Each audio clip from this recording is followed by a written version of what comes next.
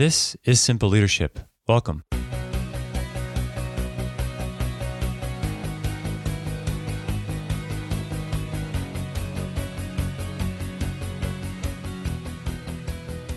We're here to learn from new and seasoned technology leaders who all share a passion for improving the craft of technology management. Let's take a deep dive into management and leadership challenges and best practices specific to software engineering and technology teams. Do you want more engineering management, leadership tactics, and information? Subscribe at simpleleadership.io to receive the latest updates from this podcast. Hi, I'm your host, Christian McCarrick. This is the Simple Leadership Podcast. Welcome back. Quang Hoang founded PlatoHQ, which emerged from Y Combinator. PlatoHQ is funded by Slack, SaaStr Fund, among others. They're helping engineers become great engineering leaders. Quang is passionate about leadership, startups, bots, AI innovation. His dream is to build a solution to make everyone reach their full potential at work. He has an engineering and business background and had the chance to grow up in France and Vietnam, two countries with the best food in the world. Today's episode is sponsored by my employer, Tell Me. Quang, welcome to the show. Thank you. Actually, I'm glad to have you on here. Quang is here in our San Francisco office. He's enjoying the nice view behind me. I'll definitely have to put a picture of that up on the show notes. Quang, why don't we give our audience a little bit about your background? Hi, my name is Quang. I'm the co-founder and CEO of Plato, and I come from an engineering background. Sure. I started my company right after college, so without much experience, trying to solve problems that we can have, and we've been doing some many iteration until Plato, but I'd love to tell more about this. Yeah, absolutely. Did you actually go to school as a engineer for Yes. computer science? Yes. You did, right? Yes. And then was starting your own company right after that kind of a big shock? It was, but we didn't realize before, and that's kind of the strength of young people building a company is that you don't know what you will experience in the next few months and few years, and I think that is what helped us to go really fast at the beginning. But Yeah. It's another story for another day too, but I actually started my first company in senior year of college. Okay. Not knowing anything about anything. So it was one of the best learning experiences, but there were some pain points involved in it as well. Yes, and right? you learn the hard way, but you still learn. That's right. So you founded this company. So what is Plato? And it wasn't always Plato, right? So It not always has been Plato. Okay. I can tell you what is Plato, and I can tell you more about like where we come from. But Plato, basically, we are on a mission to help engineers to become great engineering leaders, because usually in a company or when you build a company, you have an engineering background, and in company you pick the best engineer and you promote them as managers, but it's a completely different skill set, right? It's different, soft skills different than hard skills, and especially for engineers, especially for a company which are growing really fast, promoting people really fast and really young, it's a big pain point, how to help them become great managers. Because it's really important to have great managers, to retain people, to make them productive, to make them happy, and to like build a great company. Absolutely. And obviously it's a cause that I completely believe in, hence why I do this podcast, right? I think we share similar goals in trying to help the engineering leadership community, not just in San Francisco here, but internationally as well, right? Yes. So tell me a little about, we're based or founded in France, is that correct? Yes. So we are 3 co-founders coming from France. Okay. So we began in France, and we had the chance to go into Y Combinator last year. Sure. And Y Combinator helped us to be really ambitious and they convinced us that everything every big innovation has to come from here and be spread right after. So yes, we come from France. We had the chance to go to YC. We fell in love with Silicon Valley and California. So that's why since the beginning of this year, we are moving here now, but we still have engineers in Paris. Sure. As I recall, not only did you not start as Plato, you were a previous company, Birdly. Yeah. But then you also weren't even doing engineering sort of leadership, management, mentoring when you started, right? No, and I think that the most important thing when you begin a company is to try to solve problems you had yourselves. And when we began our company, we didn't have any experience with my co-founder, so we didn't have any management experience, so we could not have been solving this. But we were trying to solve different things that we experienced during our internships or our really early experience as professionals. And the first thing we built actually was a solution to help with your expense reports. Okay. And we made many iterations from a Slack bot for your expense reports to a Slack bot for data analytics of your customers to Plato. But and along the way, we had so much. We experienced that pain of being an engineer who need to manage developers, and we made many mistakes along the way. We learned it the hard way, and but we don't think that we all need to learn the hard way like this, because there are so many great engineering leaders in the world who can help you today on your challenges and on your problems, and that's how we try to accomplish the mission to help engineers to become good engineering leaders. And you have a good story, actually, too. One of the pain points you had, I remember from speaking with you previously, Quang, is you pivoted into trying to solve this engineering leadership problem when something happened at your company, right? There was a problem with your engineers, right? Yeah, it's not embarrassing anymore because I can tell it. Sure. It was at the time, but now we step back and we learn about it a lot. But basically, we've been accepted to Y Combinator, and we already had 3 employees, 3 developers, plus the 3 co-founders, so we were 6. Sure. And we all moved from Paris to a house in Mountain View.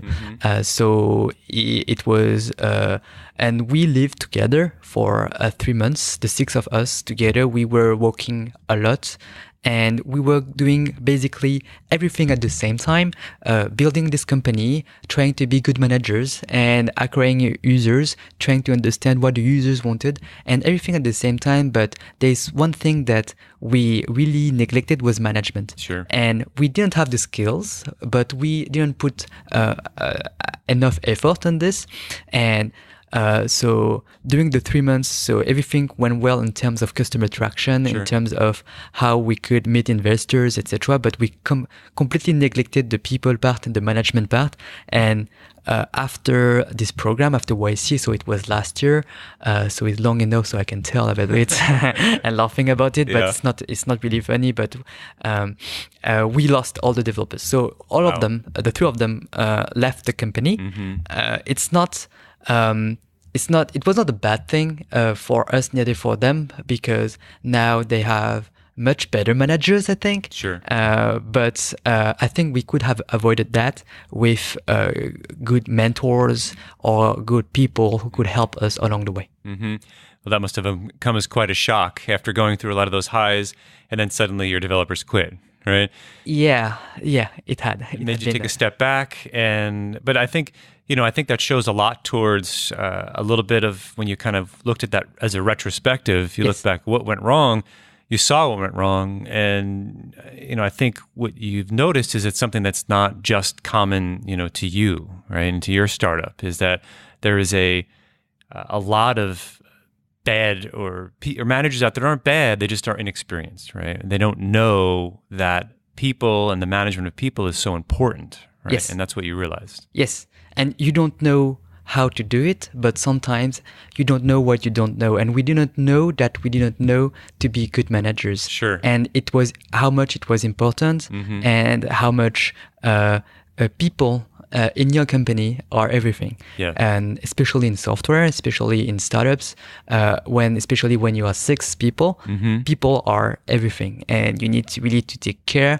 You need really to explain to them what's the mission of the company, why they are so important. What you need to explain what it is to celebrate. What all of those things that we so many managers do not realize or do not know how to do it.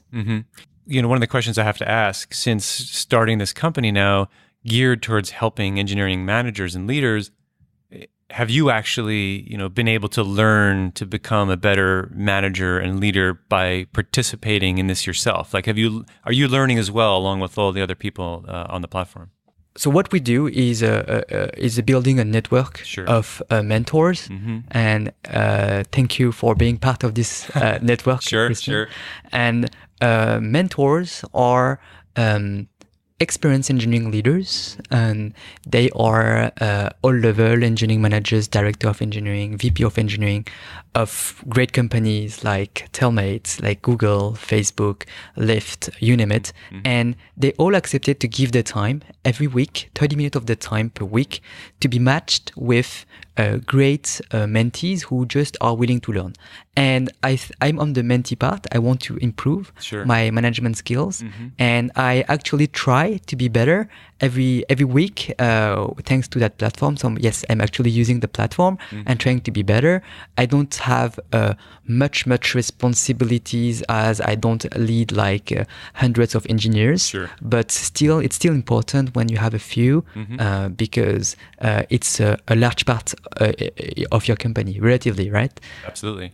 Well, and I think that's good that you're actually using it. So not only is this helping sort of you improve as a manager, but you're actually getting that feedback on the service and the product that you're running to make sure as a user you can be right there to recommend any improvements that could be made to the system, right? Yeah, so that's one of the most important thing as an entrepreneur, right? Is to understand what is the problem. So we understand because we experienced it before, but also to use your own product to see if it's actually useful and if it's actually effective, right? So we can eat our own food, right? Sure, eat your own dog food. Yeah, as exactly. They say, right? Yeah.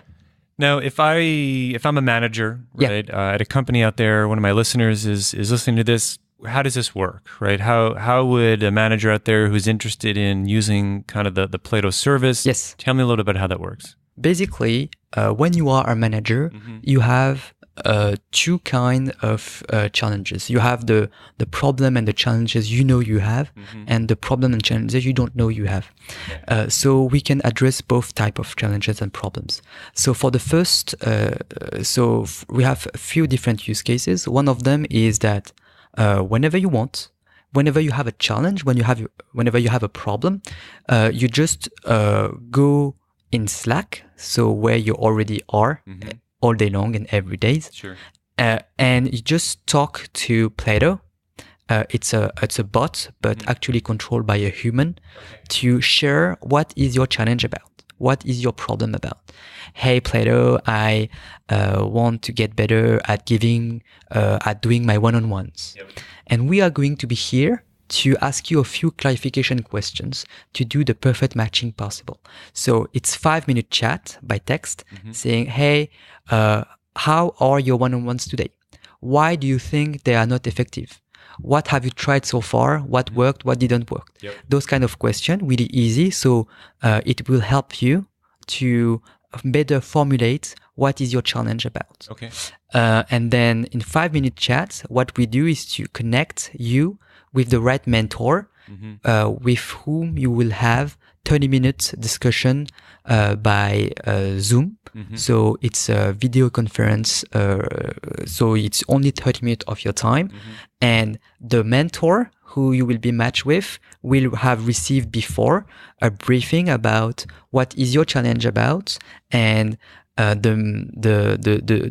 main value that we bring is on the matching and all the logistic part, so the scheduling, rescheduling if necessary, etc. So that's one of the use case.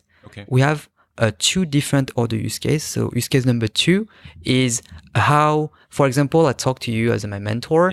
You give me some really great advice about one-on-ones, but I'm sure you can help me on many other things. And we can propose that this mentor can become your long-term mentor.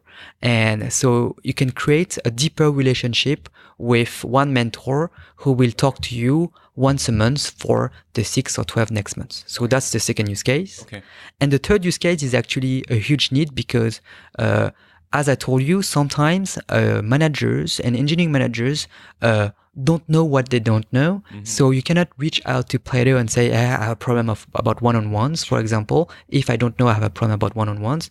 But so that's why we push some content regularly to managers and saying that this content has been written by Christian McCarrick, one of our amazing mentor. Would you like to meet with Christian? If the story and the content really resonates with what you are experiencing, in a few clicks, you can connect and we can talk for 30 minutes. For listeners too, we'll put all of the links to the Plato and everything else if you're interested in signing up for the service in our show notes. So you can definitely look at that after the show, simpleleadership.io.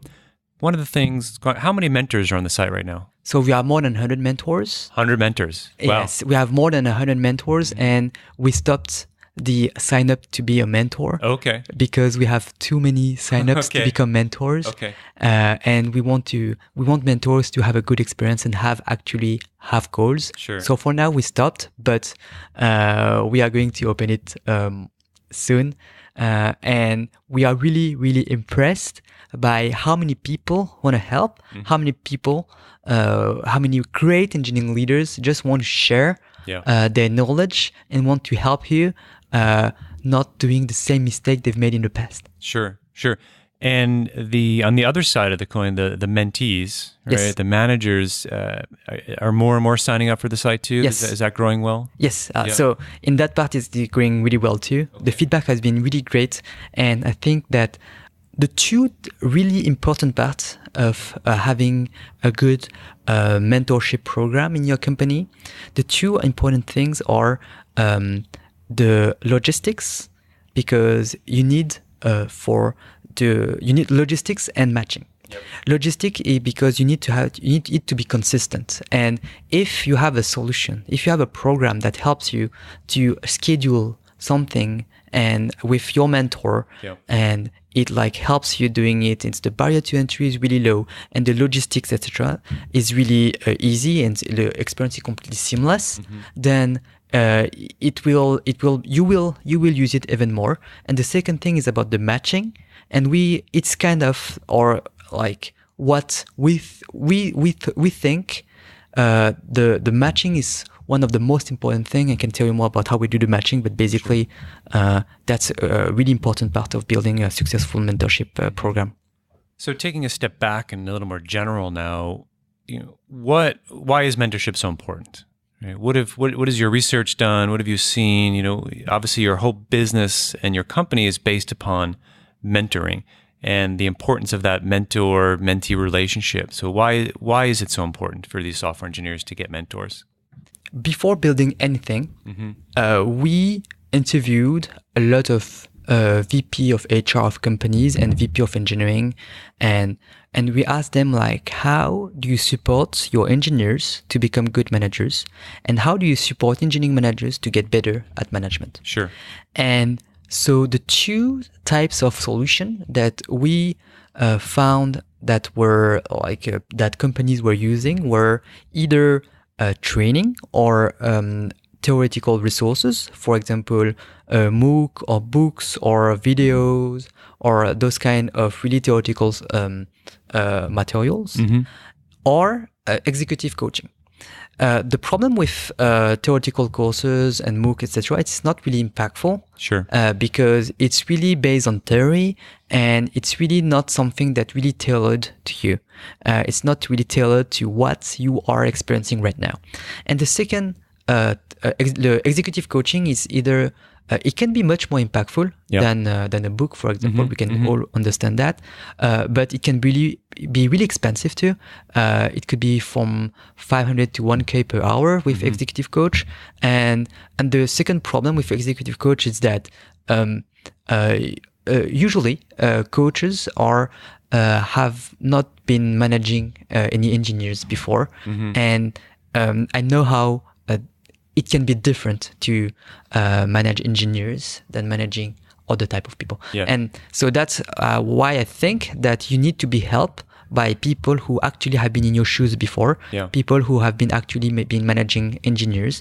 They can feel, they can understand your challenge. They can give you like really practical and good advice about how they did in the past, and just like hearing how a mentor solved an issue, even though it's not really your situation right now, is really, really, really rich. Sure. And I think that one of the things you pointed out is there is a difference between managing software engineers, right, and managing maybe something else in another field.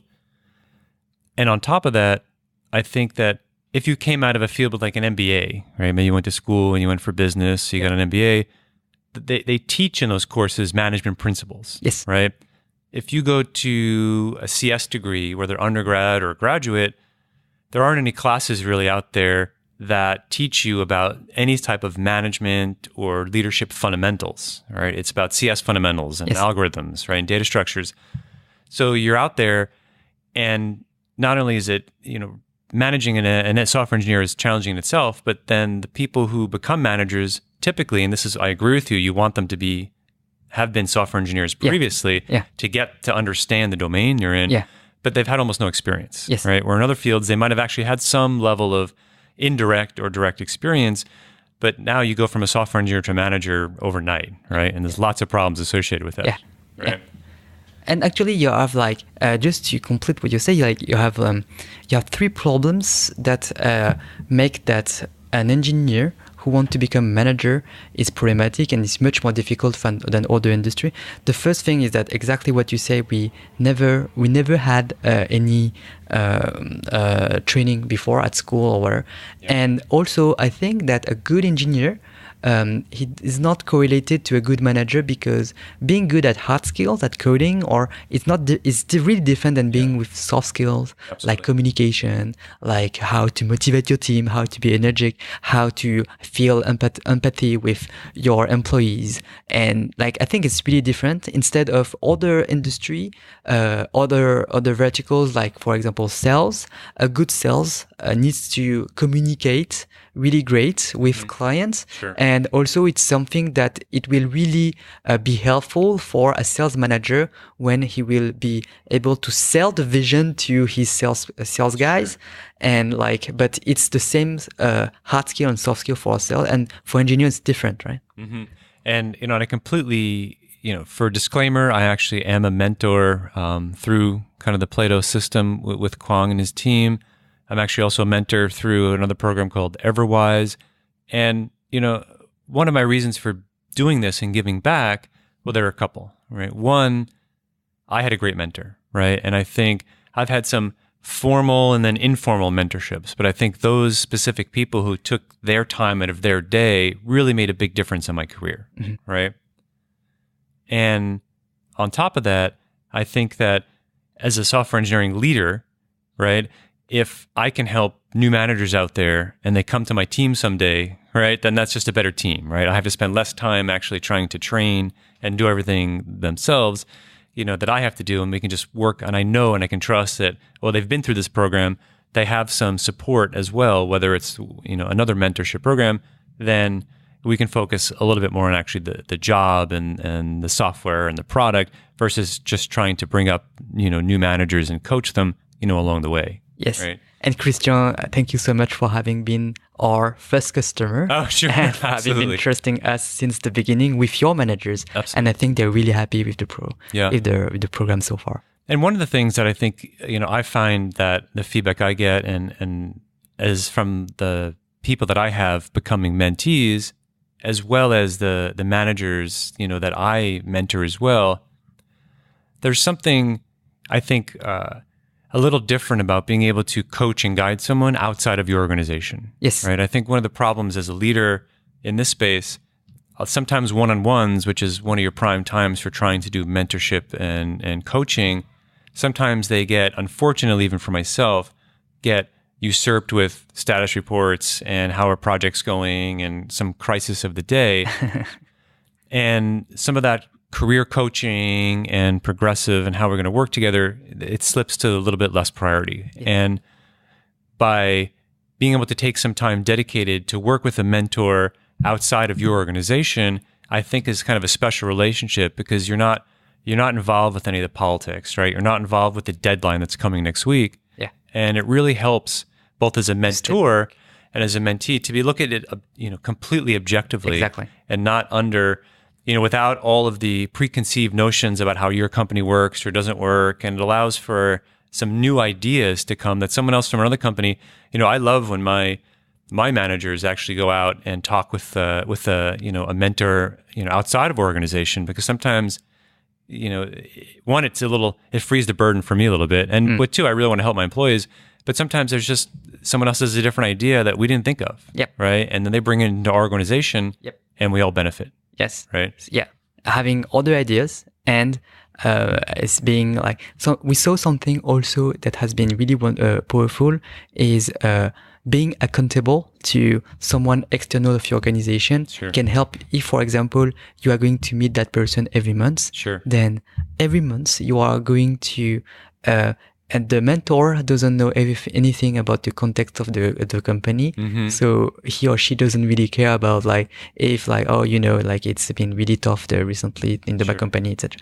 But what we saw is that being accountable to someone external who doesn't know the day-to-day of your company is really powerful, and it actually makes you do effort every month and progress every month. And we saw that it's already of value to being accountable to someone external. You are much more accountable. Mm-hmm, mm-hmm. And I want to bring up there's a slight difference too. I did a fireside chat with Nick Caldwell, and that'll be on the podcast.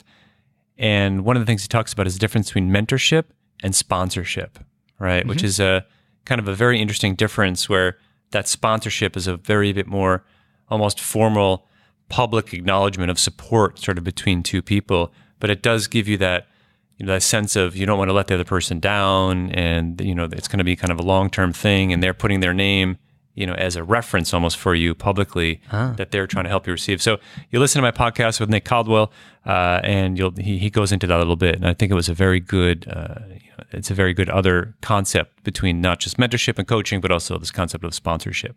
Right? Interesting. So what has been the feedback so far for the mentors and the mentees through this program? So the feedback has been really great, and I think that one of the most important thing is the matching. Mm-hmm.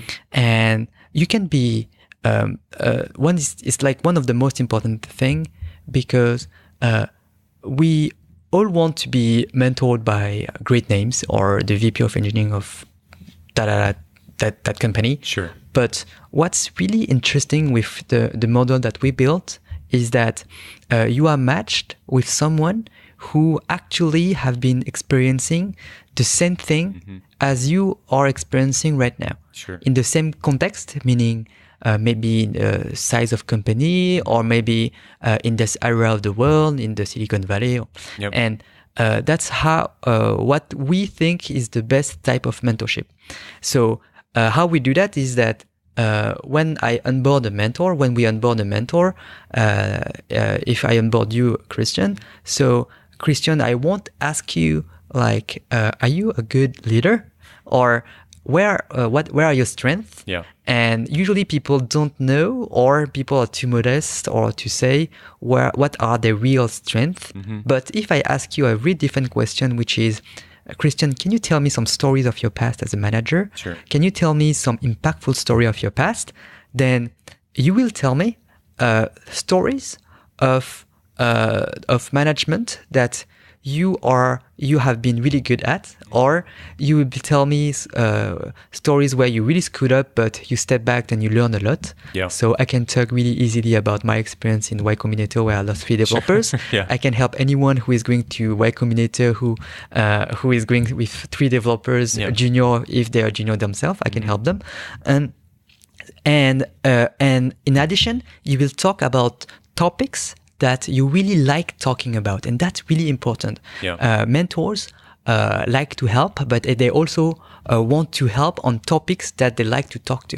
Sure. And so when they tell us some stories, we are writing them down, indexing in our database, and when a mentee has the same type of challenge, we are matching with that mentor, because that mentor told us the same story. And that's the main feedback of our users, of our mentees, about the matching has been really great. I don't need to talk with the VP of engineering at Airbnb. Mm-hmm. If a middle manager manager or an engineering manager at Airbnb can be really helpful if he had been through that challenge before, had thought about it a lot before, stepped back and processed it before, and he can really help me understand my challenges. Okay. So that's what has been the most important piece of feedback. I'm like, sure, yeah, no, great.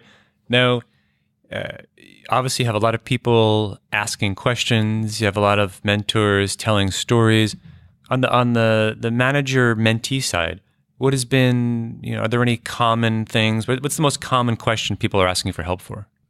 We have so many, but I think you have like a list of 40 topics, and but the most common ones are, I think it's about internal communication and internal processes. Okay. It's about underperformance and how to identify when you need to fire someone or you need to put someone in a performance improvement plan, for example. Sure.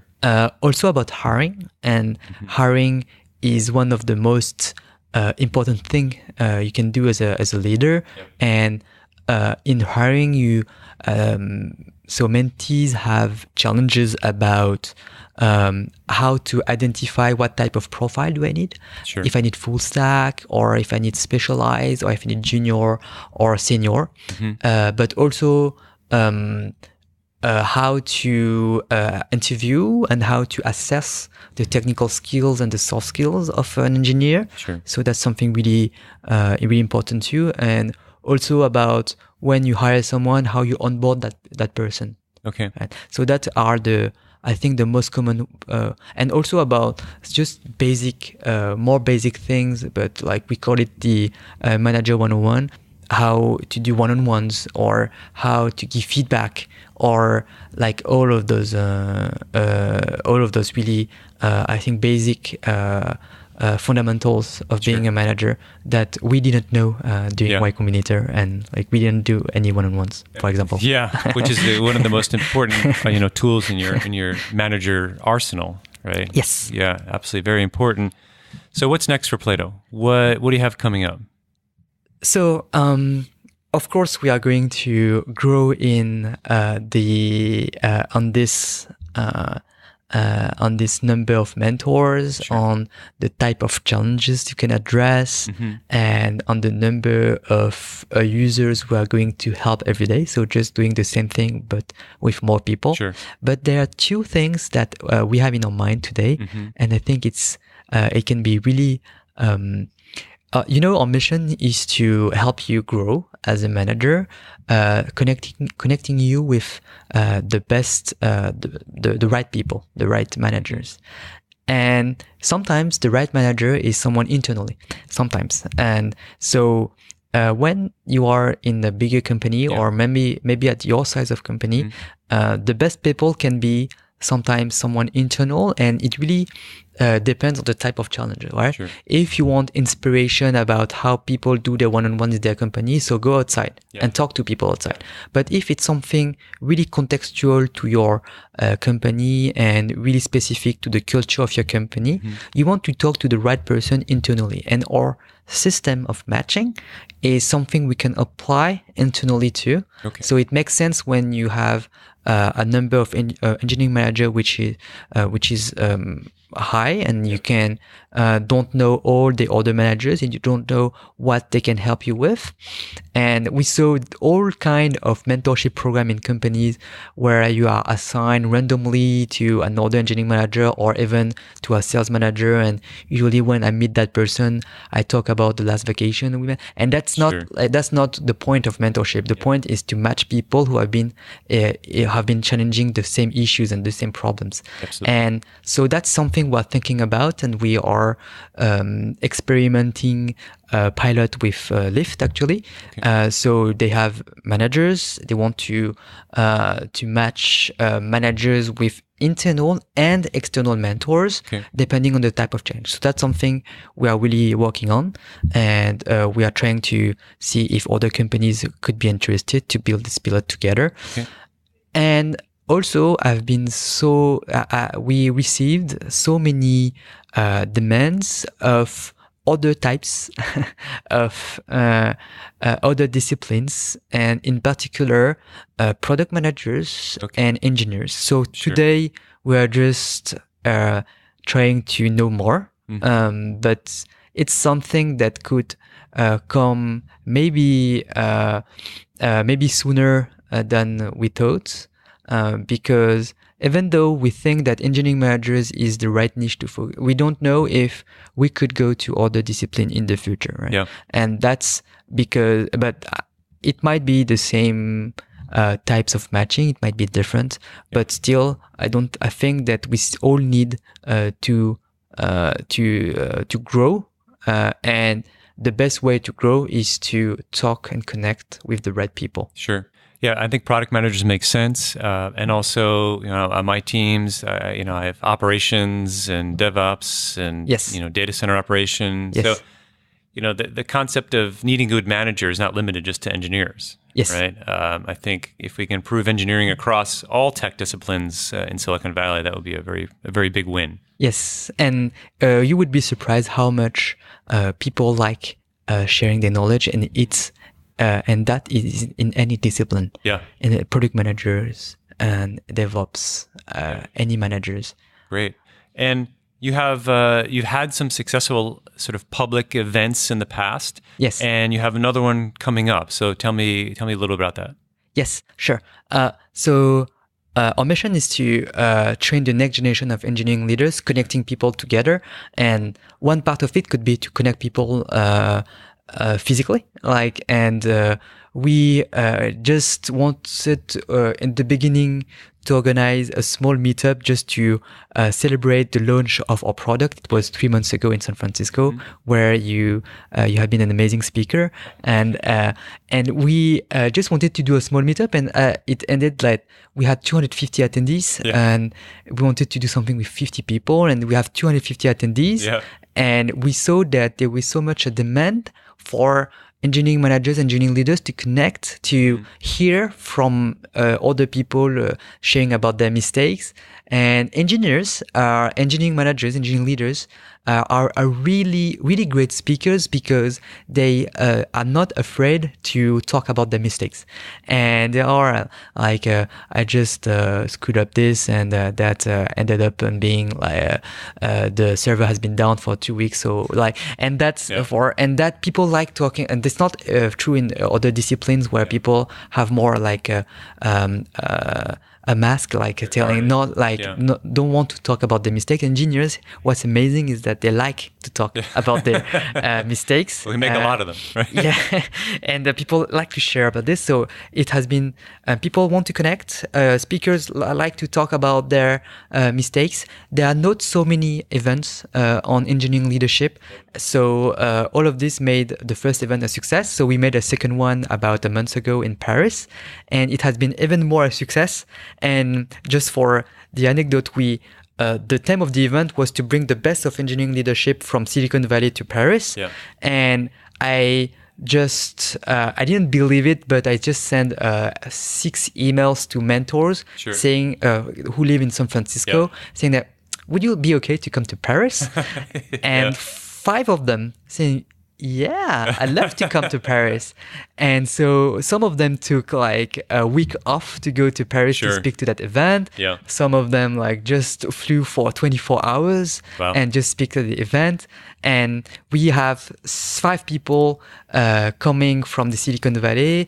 We brought 5 people, 5 engineering leaders in the best startups in France. Sure. And we tried to see how, if they could speak the same language. And I can see that even though we need training in Silicon Valley, even though we all need to get better, we are 2 steps ahead in terms of what is engineering leadership, what is an engineering manager, etc.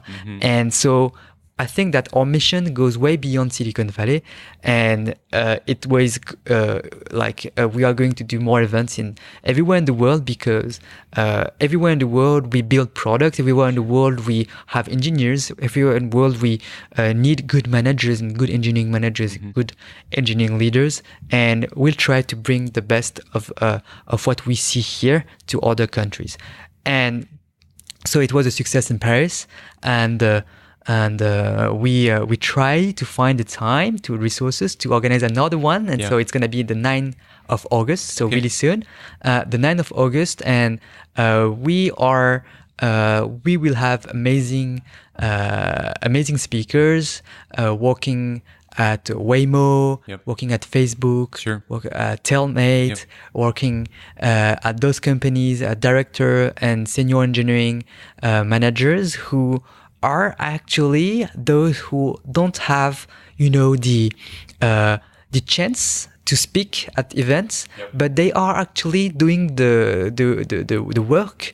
They are doing amazing work, and they want to talk about what they learn, and they are really I saw that the quality of speakers and the content is not related to the hierarchy or the title, because some engineering managers, middle managers can have amazing things to say, and we can learn so much about them, and that's the whole vision of Plato, right? It's like anyone made mistakes, anyone learned a lot on certain areas and certain topics, and anyone can help on those topics and need to learn on other topics. And that's what we try to do, identify who is good at what topics and make him talk, and so that people who want to learn just listen to that person who is good at that topic. And so this event is on August 9th in the evening. In the evening in San Francisco. In San Francisco. And where is it being held? What's the venue? It's going to be at Saster Co-Sitting Space, 350 Rhode Island Street, and in downtown San Francisco. And I think the tickets are on Eventbrite? Yes, right? Exactly. So you can go in our website and you will find a link to our events. So you can go to PlatoHQ.com and you will see a link for the next event in Perfect. Quang, what's the best way to get a hold of you? That's your website, PlatoHQ.com. Any other ways to get a hold of you? Yeah, sure. Like if anyone wants to share, and if anyone want to get better at engineering management, or want to be a mentor, or just want to share with me how someone approach it with that mission too, can reach out anytime to Quang at PlatoHQ.com, and I answer to all my emails. Well, and I'll have a lot of these links to the event and for Plato and for Quang all in our show notes. Again, those are at simpleleadership.io. Quang, pleasure having you on the show this afternoon. Thank you very much for coming in. Yeah, thank you so much. All right, take care. Thank you for listening to this episode of the Simple Leadership Podcast, hosted by me, Christian McCarrick. If you have enjoyed the show, please subscribe and don't forget to leave a review on iTunes. Full show notes and additional information can be found on simpleleadership.io. If you know someone who would be a great guest for the show, or you want to share your own experiences, please drop me a line. We'll see you back next week for more technology leadership tips and advice as I interview more top software engineering leaders.